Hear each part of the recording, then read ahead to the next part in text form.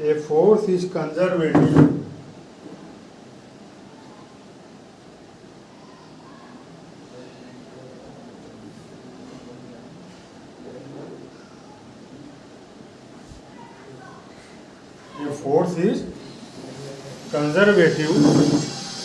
if the work done by the force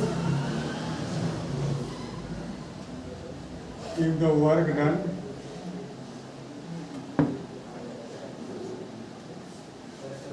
by the force if the work done by the force in displacing a particle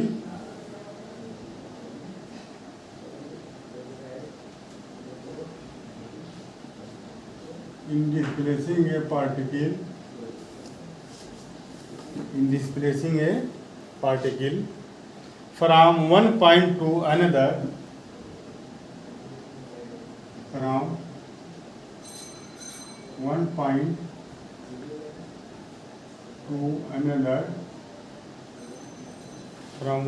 to another is independent of path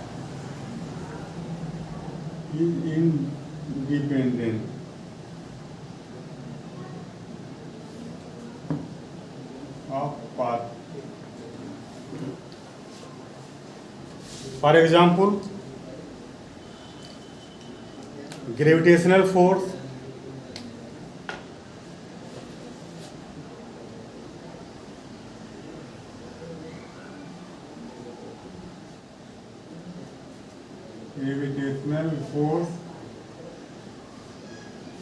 electrostatic force,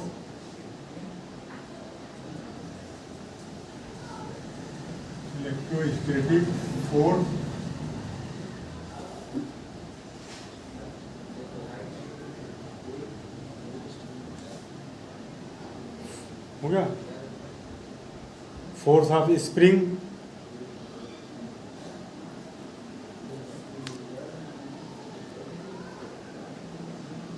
force of spring elastic force कह लो, elastic force ETC और conservative force.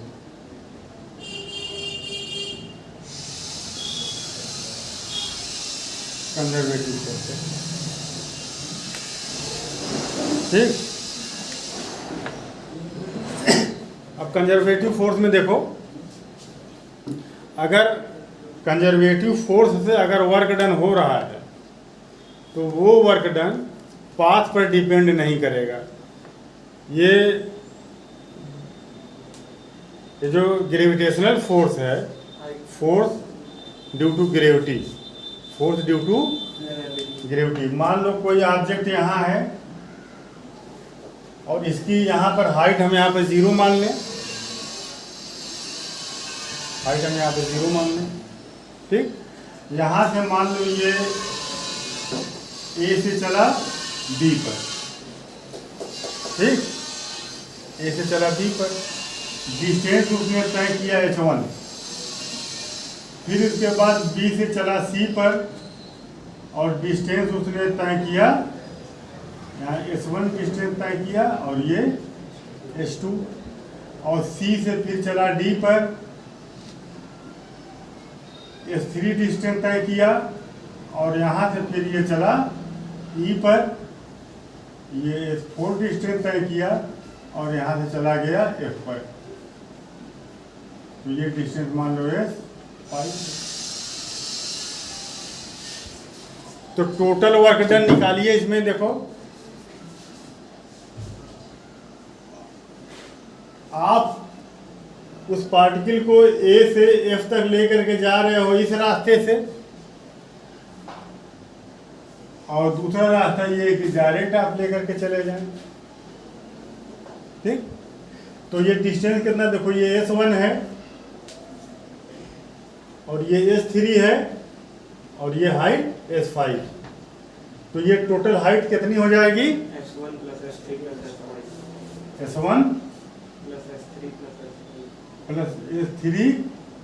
Plus s5, ये total displacement हो गया। ठीक, तो इसका जरा work done निकालो। Work done A B, total work done जो होगा ए बी, ए से बी तक और प्लस बी से सी तक और फिर सी से डी तक आने में वर्क डन और फिर डी से ई तक आने में वर्क डन और प्लस ई से इस तक आने में वर्क डन। देखो यहाँ ए से बी तक वो जाने में वर्क डन कितना होगा? फोर्स कितना है? वो जो पार्टिकल है इसका मास मान लो अगर m है, इसका मास कितना पार्टिकल का? m। तो इसका वेट कितना होगा? वेट ही फोर्स होता है। तो हाँ, ये हो जाएगा F इक्वल टू m जी, ये mg हो जाएगा। फोर्स कितना लग रहा है नीचे की तरफ? mg। अब mg के अगेंस्ट S1 दूरी तय किया इसने, किया ना? तो वर्क डन कितना हो गया सर? mgh। बोलो। mgh। हाँ, माइनस की plus? Minus. Force work done by gravity. Gravity ने कितना वर्क किया? ठीक है, या ग्रेविटी को छोड़िए, आपने कितना वर्क किया? आपको तो फोर्स इतना ही लगाना पड़ेगा ना। mg नीचे की तरफ जितना फोर्स लग रहा है तो उसको ऊपर ले जाने के लिए आपको फोर्स उतना ही लगाना पड़ेगा। तो हाँ, आप भी उतना ही फोर्स करोगे। तो ठीक है, तो वर्क डन ये कितना हो जाएगा? mg फोर्स इनटू डिस्प्लेसमेंट, ये हो गया। और bc, अब वर्क डन क्या होता है? Force into displacement F S cos theta. बस समझ में आई? तो यहाँ दोनों का डायरेक्शन एक है, आप भी फोर्स ऊपर लगा रहे हो, डिस्प्लेसमेंट भी ऊपर लग रहा है, तो W equal to F S हो जाएगा कॉस 0 1। मगर यहाँ देखो, फोर्स आप ऊपर की तरफ लगा रहे हो, ग्रेविटेशनल फोर्स नीचे की तरफ जो लग रहा है उसके अगेंस्ट फोर्स लग रहा है। लग रहा है ना? और ले कैसे जा रहे हो? ऐसे 90 डिग्री बन रहा है। नहीं, ग्रेविटेशनल फोर्स नीचे की तरफ लग रहा है, हाँ। तो ये तो 0 हो गया। प्लस फिर देखो यहाँ, देखो इधर वर्क डन बाई ग्रेविटी। अब फिर यहाँ से आप ऊपर ले जा रहे हो, तो फोर्स ग्रेविटी के नीचे की तरफ mg इंटू s3। ठीक, अब वर्क डन बाई ग्रेविटी है ना ये, तो सब माइनस में हो जाएगा। वो अंडर स्टूड हो, इसको आप समझिए कि फोर्स नीचे की तरफ, डिस्प्लेसमेंट ऊपर की तरफ।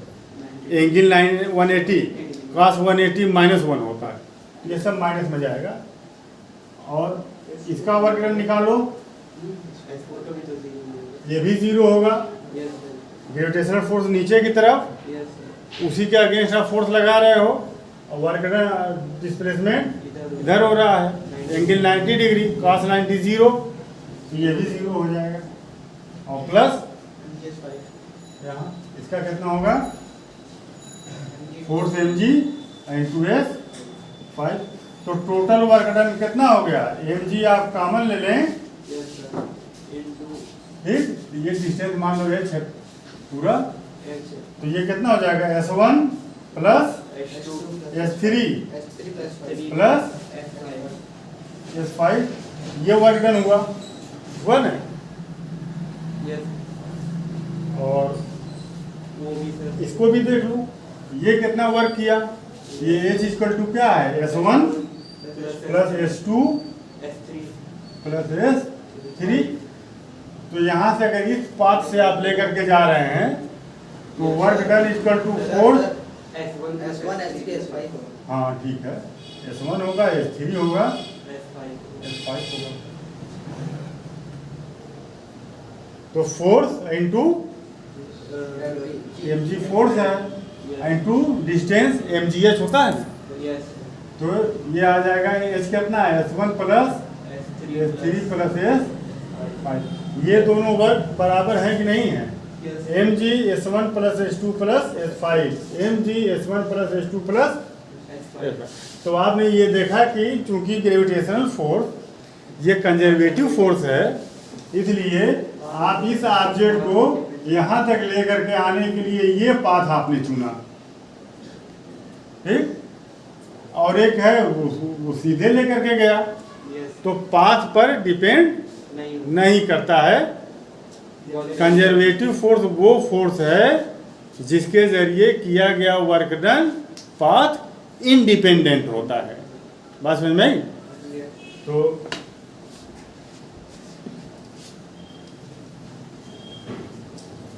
अब देखो एक चीज और,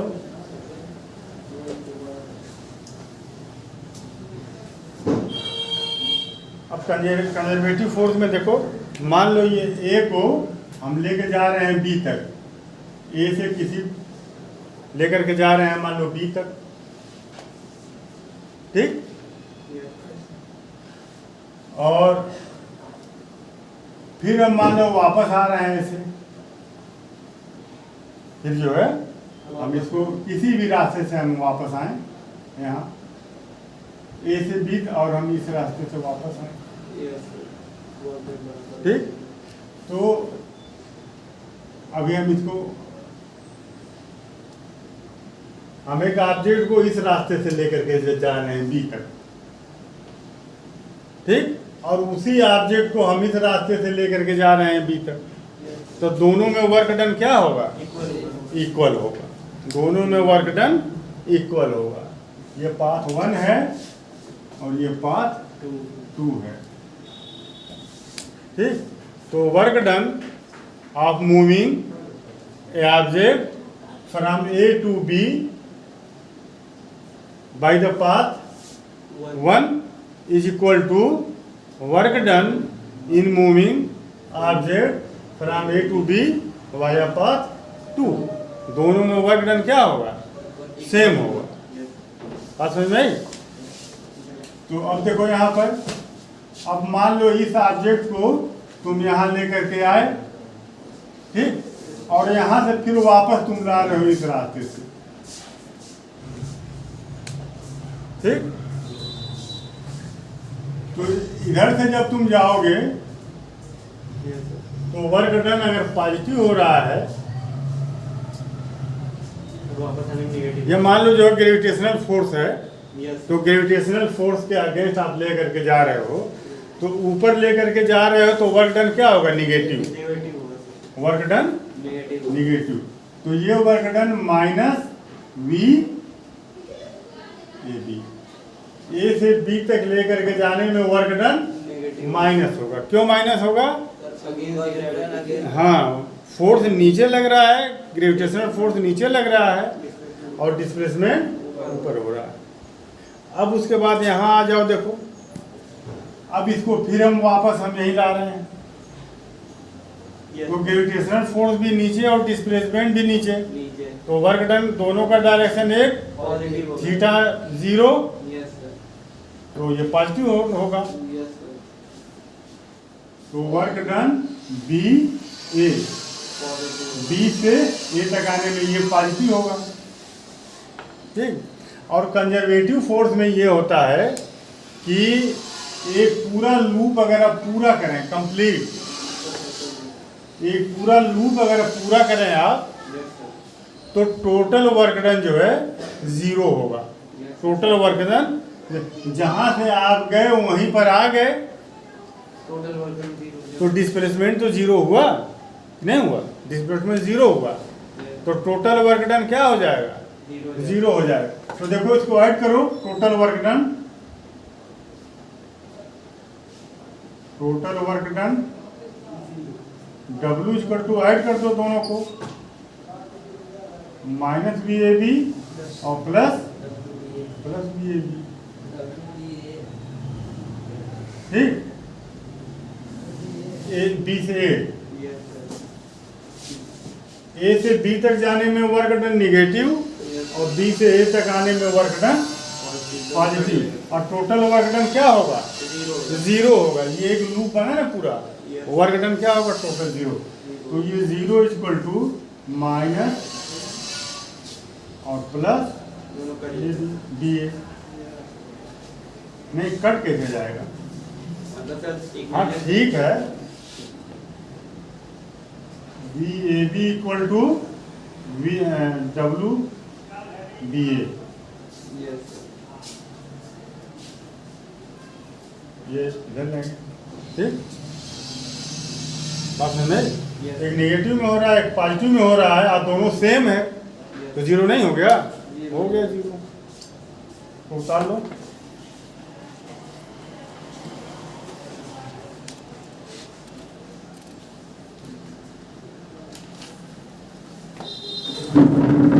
का लो, बस खाली समझना है। कोई क्वेश्चन जब हम, तो ये नॉन कंजर्वेटिव फोर्स, ये पाथ इंडिपेंडेंट नहीं होता है। Yes, sir. Independent. देखो यहाँ, अगर ये कोई बॉडी है, Yes. आप इस पर फोर्स लगा करके इधर ला रहे हैं, तो फोर्स का डायरेक्शन क्या है? इधर। There is a- डिस्प्लेसमेंट क्या है? इधर। एंगल कितना? 90 डिग्री फोर्स और डिस्प्लेसमेंट के। Zero. हाँ 0 डिग्री, तो cos 0 One. 1, तो वर्क होगा। Yes. तो अगर ये ए से बी तक गया, ए से बी तक गया, तो वर्क डन हुआ Yes, sir. Work done. W AB. A B. अब फिर इसको आप लेकर के जा रहे हो बी से सी तक, Yes. तो यहाँ से यहाँ work done B to C. AB over. B C. क्यों? क्योंकि फोर्स ऊपर की तरफ लगा रहे हो और डिस्प्लेसमेंट भी ऊपर की तरफ हो रहा है। Yes, sir. आप जो फोर्स लगा रहे हैं ऊपर- उसको ऊपर लगाएंगे ना, Yes. और डिस्प्लेसमेंट भी ऊपर हो रहा है। फिर इसको यहाँ लेकर के आओ सी से D. डी तक, तो work done by C to D कुछ होगा। Yes, sir. अब फिर देखो यहाँ से यहाँ, ये तुम ऐसे इस प्लेन पर तुम लेकर के आ रहे हो। देखो इस प्लेन पर, ये प्लेन है ना, यहाँ लाए, फिर यहाँ लाए, फिर यहाँ लेके आए, फिर वहाँ लेकर के आ गए। तो ये work done D to A. A. तो अब ये पूरा क्लोज लूप बना कि नहीं बना? तो ये zero हो जाएगा ना? कहाँ जीरो होगा? सर टोटल हो जाएगा। टोटल वर्क डन क्यों जीरो होगा? Displacement zero है। वर्क तो हुआ ना, हाँ, sir. अलग अलग जो वर्क जो है आप जो है जोड़ दीजिए, Yes, sir. टोटल होता है। टोटल जो वर्क डन।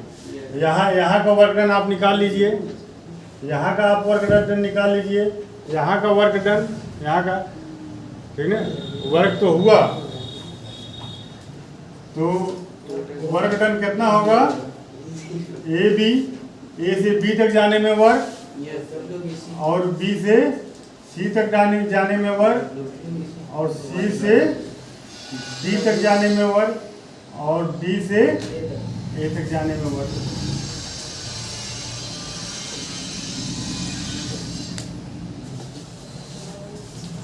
ठीक? Yes. तो ये नॉन कंजर्वेटिव फोर्स में अगर एक लूप बन रहा है तो वर्क डन जीरो उसमें नहीं होगा। लिख लो, the work done in moving an object, work done in moving an object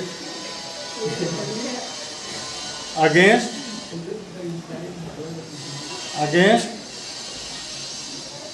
non-conservative force, against non-conservative force along a closed path is not zero. Along a closed path is not zero.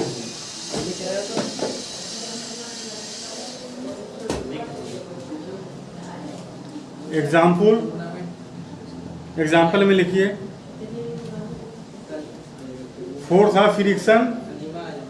Force of friction and viscosity और non conservative force.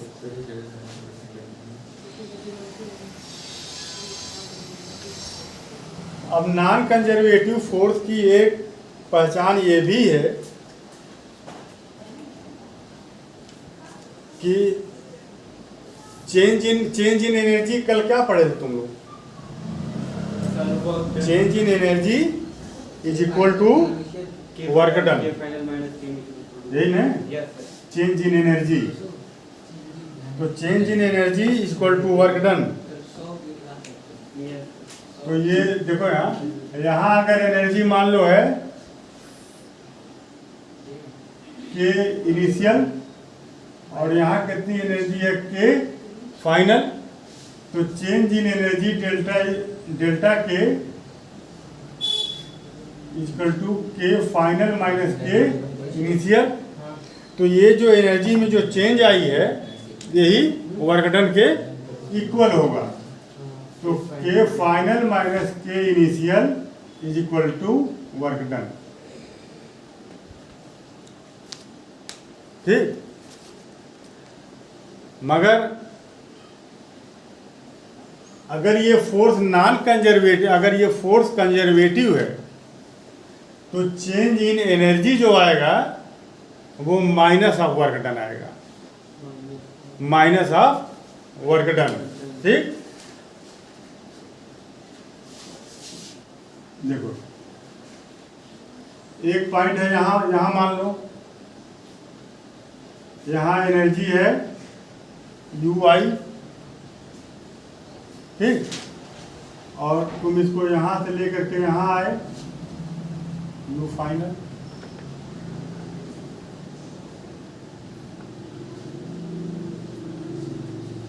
ठीक ना, you final.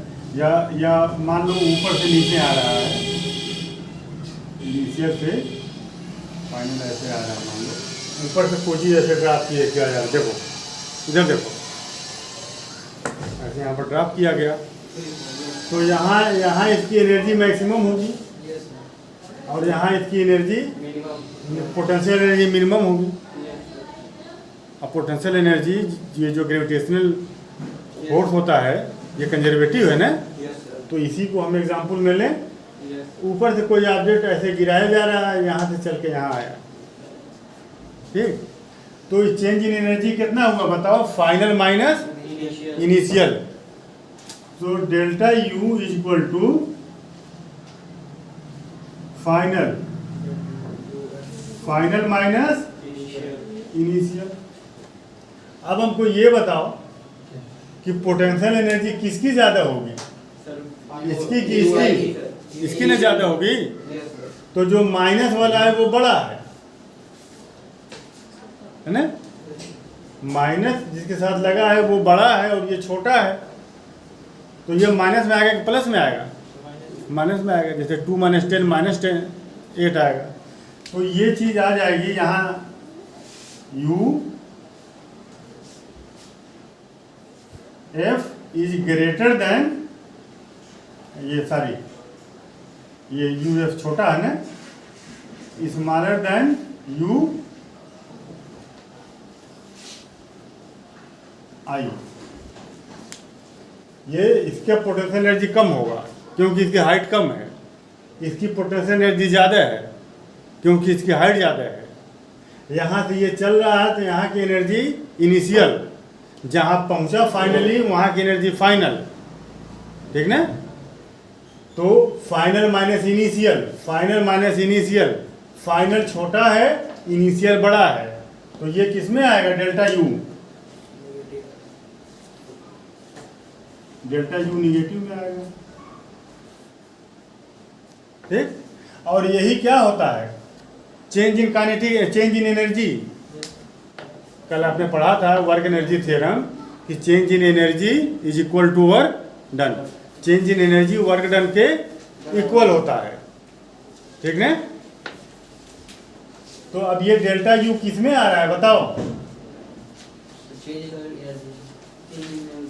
हाँ, यहाँ की energy मान लो है 50 और यहाँ की एनर्जी मान लो है 200, तो चेंज इन जूल, तो चेंज इन एनर्जी कितना आएगा, फाइनल माइनस इनिशियल, तो ये -100 -150 जूल आएगा, ये नहीं आएगा। तो निगेटिव में आया कि नहीं आया। ये जो वर्क डन है, change in energy is equal to work done, तो चेंज इन एनर्जी यही है ना, यही वर्क डन हो जाएगा। तो वर्क डन माइनस में आया कि नहीं आया, आया माइनस में। इसका मतलब है कि कंजर्वेटिव फोर्स जहाँ लगता है वहाँ change in energy is equal to negative of work done. 150 joule का वर्क हुआ मगर निगेटिव में हुआ, ठीक। तो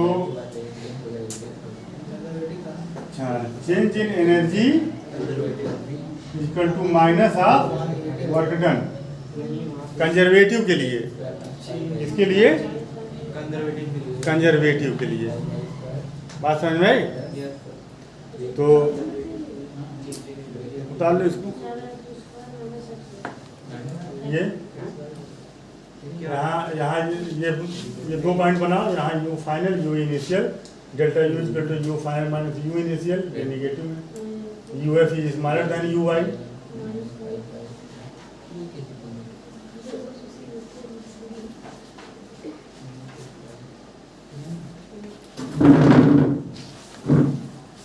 फोर्स के कंजर्वेटिव फोर्स के अगेंस्ट अगर x1 से x2 तक जा रहा है तो इसको आपने कैसे आपने इसको लिखा था, f dx x1 से x2 तक, ये नहीं था वर्क डन। और यहाँ क्या लगा देंगे, निगेटिव लगा देंगे, हो गया।